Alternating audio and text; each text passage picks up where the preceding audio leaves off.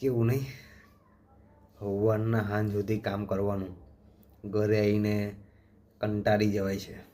Boss લોકો મારીને જ રહેશે આખો દાડો. તમે એક વસ્તુ નોટિસ કરજો, જે પણ નાના મોટી ધંધાવાળા હશે એ લોકો ભલે થોડું કમાતા હશે પણ કોઈનું સાંભળતા નહીં હોય. અને એમનું જોજો કે એ પોતાના માલિક છે. નાનું છે પણ એના માલિક છે એ લોકો, અને તમે ગુલામ છો. તમારે માલિક બનવું હોય ને તો કંઈક નવું ચાલુ કરો. ભલે થોડું તો થોડું, નાનું તો નાનું પણ ચાલુ કરો. પછી જુઓ તમે કેવી રીતે હેન્ડલ કરો છો અને કેવી રીતે તમે આગળ આવો છો. અત્યારે તમે ગુલામ જેવી નોકરી કરો છો. નોકરીમાં કંઈ નથી રાખ્યું, તમને પણ ખબર છે. પણ તમારો પ્રોબ્લેમ શું છે કે હવે એવા ચક્કરમાં ફસાઈ ગયા છો કે નીકળાતું નથી.